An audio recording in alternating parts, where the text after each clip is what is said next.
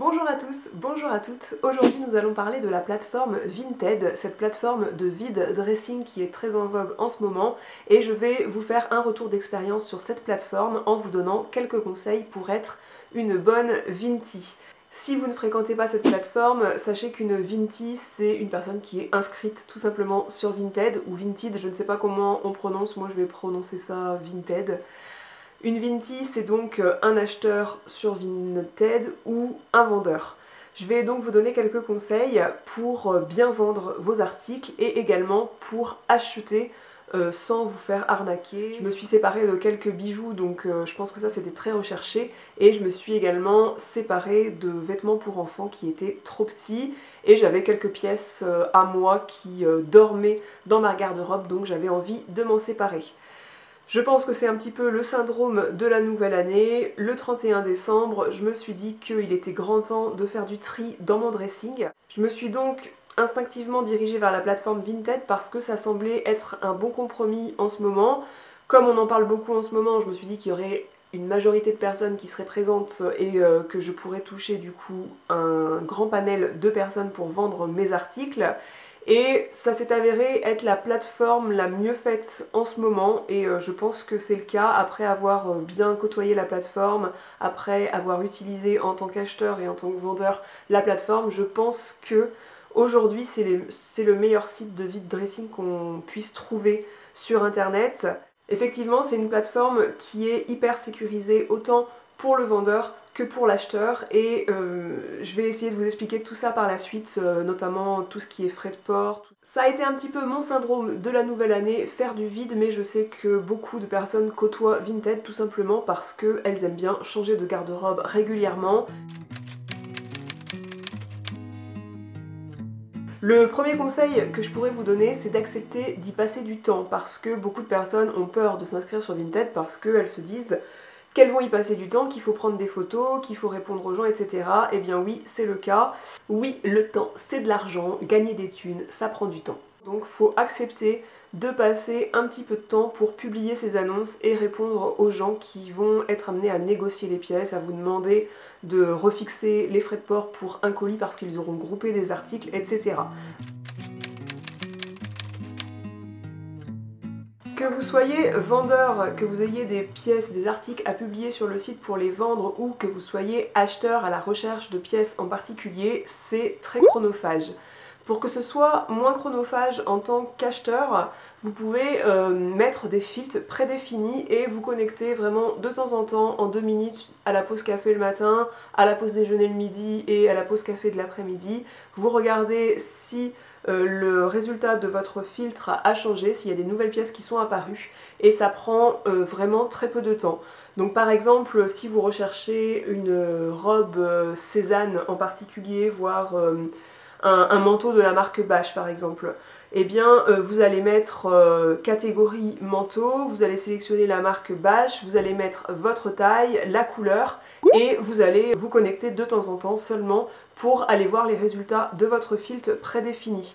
Ça ne sert à rien à chaque fois de retaper manteau, Bache, gris de telle collection, etc.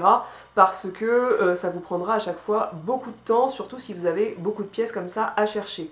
Si vous recherchez une chemise par exemple de chez Cézanne, exemple la chemise Mariella, ne tapez pas dans votre filtre, dans vos mots-clés chemise Mariella parce qu'il y a très peu de chances que le vendeur ait noté le nom dans la désignation du produit.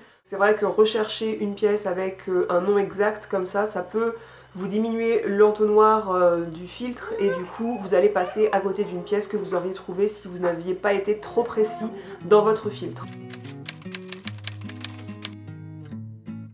Un autre lien avec le souci de temps sur ce site, c'est que je vous conseille autant en tant qu'acheteur qu'en tant que vendeur d'être très réactif et d'être aimable par la même occasion. C'est vrai qu'on a beau vivre dans un monde très pressé, ça n'empêche pas le bonjour, le merci, le au revoir.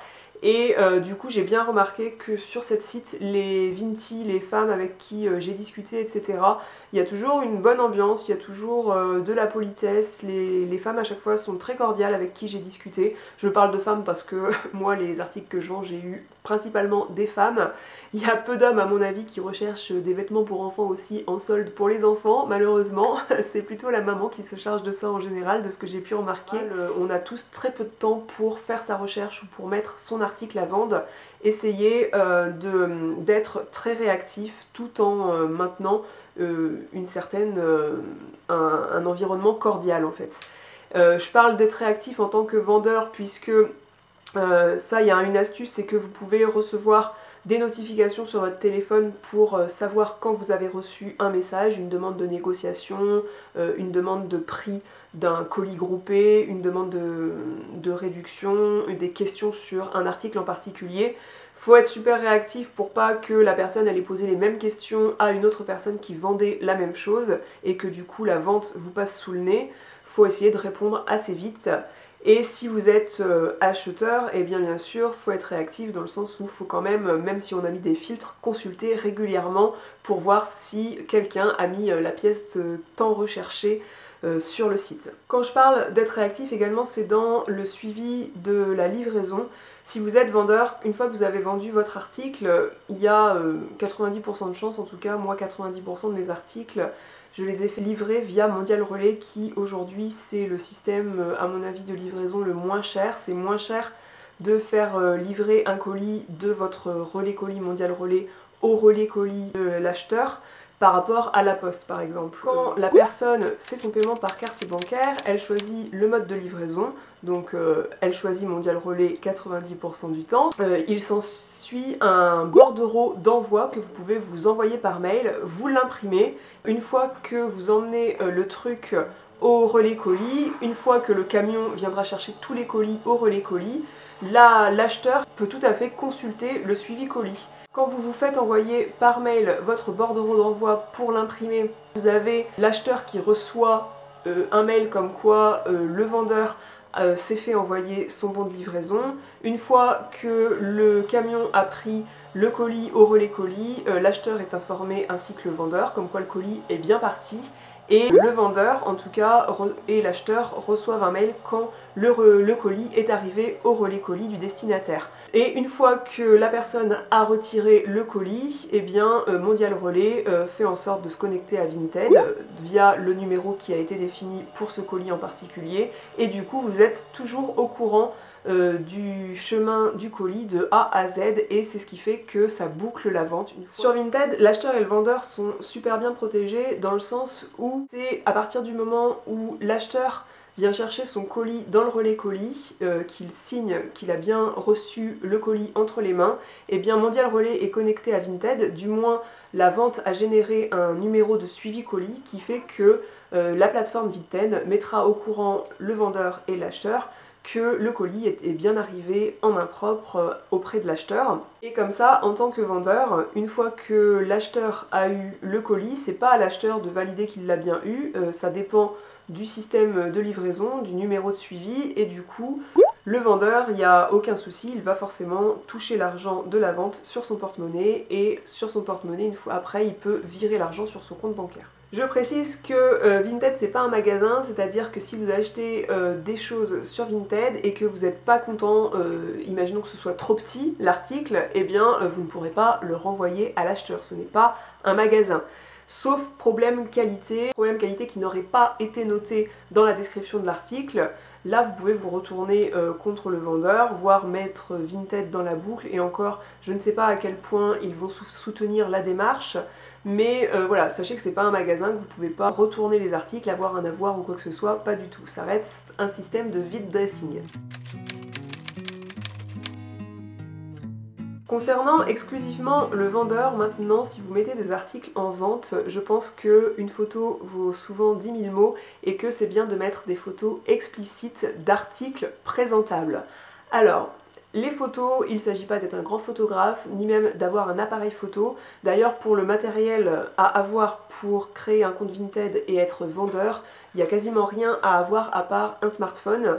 et une imprimante après pour imprimer vos bordereaux d'envoi. Mais sinon, vous n'avez pas besoin de faire tout ça sur ordinateur, ce serait un casse-tête vraiment inutile, alors qu'aujourd'hui les smartphones font de très belles photos pour en tout cas ce genre d'usage. Quel genre de photos prendre? Mettez-vous à la place de l'acheteur, repassez vos articles et lavez-les, puisqu'il n'y a rien de moins vendeur à mon sens qu'un article qui est présenté tout froissé. Je pense que encore des vêtements pour enfants on peut se permettre parce que je pense qu'on est moins exigeant pour les affaires pour enfants et encore, mais voilà, si vous mettez un chemisier blanc tout froissé comme s'il était passé dans la gueule d'une vache, comme on dit chez moi, je pense qu'il ne va pas partir très vite. On a l'impression que ça traîne dans la corbeille à linge depuis une décennie, alors qu'il aurait suffi d'un coup de fer pour le vendre quelques euros plus cher ou pour le vendre très rapidement.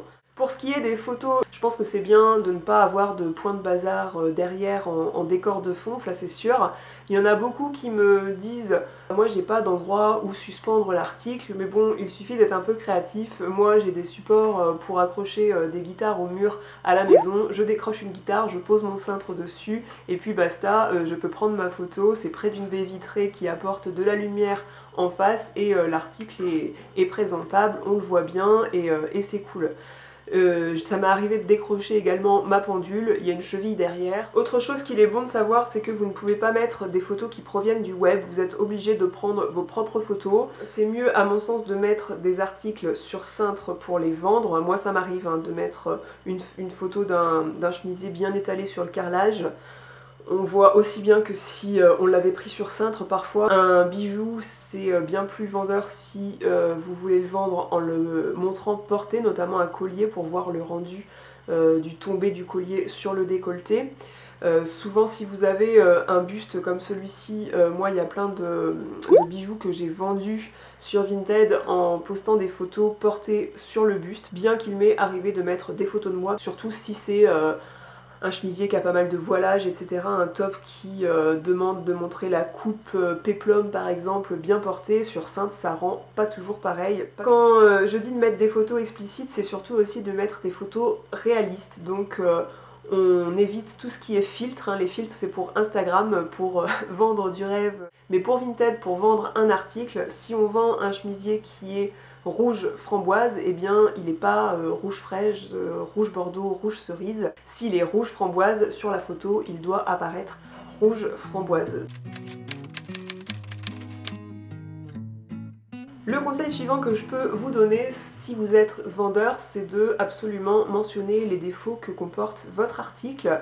Il n'y a aucun souci de vendre des chaussures qui ont été portées avec une petite rayure sur la botte, il n'y a aucun souci de vendre un vêtement avec une tache, quoique si vous voulez gagner quelques euros et que vous pouvez détacher le produit avant de le vendre, eh bien faites-le, ce sera mieux pour le vendre un petit peu plus cher. Si c'est légèrement déchiré, que vous pensez que ça peut être repris par quelqu'un qui a une main couturière, eh bien n'hésitez pas à le vendre, ce n'est pas interdit de vendre un article abîmé à condition que le prix que vous avez fixé prenne en compte ce défaut-là et que ça soit clairement mentionné dans la description. Donc moi, ce que je fais, c'est que je complète clairement la description en notant les défauts.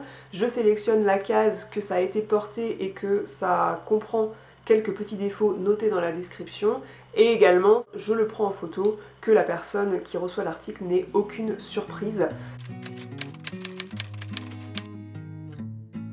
Donc le conseil suivant, c'est de bien compléter la description de l'article, de vraiment être exhaustif. Je ne sais pas combien de caractères vous avez disponibles dans cette description, mais vous pouvez y aller niveau détail. Les mentions qu'il faut mettre, c'est que très bon état, excellent état, bon état, voilà, faut en faire un petit peu la distinction, mais il y a une case qui est prévue à cet effet, donc c'est pas le plus important à mon avis, mais c'est de mettre qu'il y a quelques bouloches sur la manche droite, mettre qu'il y a un petit fil de tiré dans la nuque, mettre combien de fois il a été porté. Par exemple, si vous vendez un parfum, si vous avez fait 10 utilisations ou 35, c'est pas tout à fait pareil.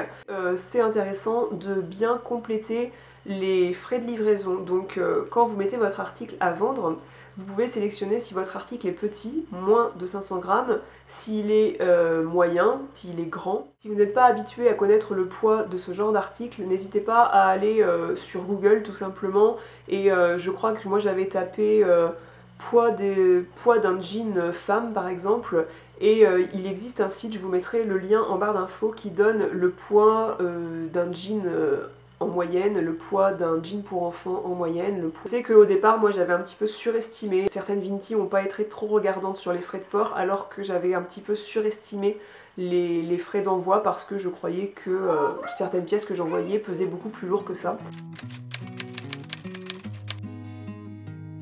Conseil suivant, mais pas des moins importants, il s'agit du prix des pièces que vous allez affecter. Il faut, à mon sens, affecter le prix juste. Donc faut éviter sur des pièces provenant de magasins qui affectent généralement des grosses soldes, faut éviter de vendre la pièce à seulement moins 20% il me semble, parce que voilà, Comptoir des Cotonniers, quand ils font des soldes, ils vendent la pièce à moins 50%. Parfois si vous prenez plusieurs articles, il y a moins 10% supplémentaires. Donc si vous revendez votre pièce sur Vinted à moins 30%, bien c'est pas super intéressant. Faut pas oublier que l'intérêt d'un vide dressing, c'est justement de vider son dressing et de pas conserver des pièces à vendre pendant une éternité. Faut savoir aussi parfois mettre le prix psychologique, donc au lieu de 50 €, mettre 49 €. Après il y a des exceptions, par exemple les pièces Cézanne. Vous les trouvez à 85 € sur le site Cézanne et elles se revendent ensuite sur Vinted à 85 €. Souvent c'est des pièces avec les étiquettes parce qu'il y a des personnes qui achètent sur Cézanne et qui ne renvoient pas chez Cézanne parce qu'elles ont dépassé le délai de renvoi et qu'elles revendent sur Vinted non portées au prix d'origine parce que Cézanne ne fait pas de solde, donc les Vinti ne font pas de solde aussi sur Vinted. La loi du marché de l'occasion aussi, hein, c'est-à-dire que bien sûr que quand on vend une pièce d'occasion, elle perd tout de suite de sa valeur à partir du moment où elle a été portée une fois, hein, c'est comme une voiture, à partir du moment où elle est sortie du garage, qu'elle a fait quelques kilomètres, elle perd automatiquement beaucoup de sa valeur. Après ça peut être un choix si vous voulez jouer sur la rareté de la pièce par exemple, si vous voulez jouer sur le fait que c'est une pièce actuelle. Exception aussi du luxe, mais personnellement je ne suis pas cliente de sacs de luxe, de chaussures de luxe. Alors quand je dis sac de luxe, c'est pas un sac Mage mais plutôt un sac Céline ou un sac Chloé. Personnellement, si je devais acheter ce genre de pièces, je pense pas que j'achèterais ça sur Vinted parce que pour un œil non expert, on peut pas trop voir sur Vinted si c'est un vrai ou un faux. Et puis même si on regarde les évaluations que la personne qui vous le vend, même si elle a des bonnes évaluations, c'est pas exclu qu'elle vous vende une contrefaçon. Ça m'amène au dernier conseil sur la négociation et sur les évaluations. Donc faut pas avoir peur de négocier, tout comme faut pas prendre les gens pour des cons non plus. C'est-à-dire que si vous voyez une pièce qui est à 80 €, enfin moi ça m'est arrivé de mettre une pièce à vendre à 80 € et puis que on reçoit un mail de la personne bonjour salut moi c'est un tel et je te le prends pour 40. Bah non, si j'ai mis 80 €, c'est pas que je visais 50% de marge. Alors je dis il faut pas prendre les gens pour des cons. Je sais que certains, on peut afficher en fait sur son dressing Vinted que si vous prenez des lots, il y a 50% de réduction. Mais bon, moi j'ai tendance à afficher le prix juste dans le sens où je m'attends pas à ce qu'on négocie très largement. Donc faut pas avoir peur de négocier, mais faut quand même rester raisonnable. Je brade facilement les vêtements pour les vêtements des enfants, mes vêtements qui sont dans ma garde-robe depuis un moment. Si la personne me prend un lot, je vais pas avoir beaucoup de mal à négocier. Si je veux que la pièce quitte mon dressing, hein, comme je disais, l'essentiel c'est de se débarrasser avant tout. Mais si je sais que ce sont des pièces rares, je vais mettre un prix que j'estime être juste et pas forcément accepter la négociation derrière. Et concernant l'évaluation, essayez de laisser aux gens, autant à vos acheteurs que aux personnes qui vous vendent des articles, essayez de leur laisser une évaluation. Donc soyez honnête, hein, je vois beaucoup de gens avec des évaluations à 5 sur 5. Bon, si vous estimez que c'est 4 sur 5, etc., comparé à une autre personne, eh bien mettez 4 sur 5. Généralement, les gens sont assez sympas sur Vinted et pourquoi pas. Pensez à laisser cette évaluation. Ça permettra aux autres acheteurs ou aux autres vendeurs d'être mis en confiance avec la Vinti en question. Tout comme si vous avez eu un souci avec cet acheteur ou ce vendeur, n'hésitez pas à laisser l'évaluation pour qu'une autre personne ne se fasse pas avoir par cette même personne.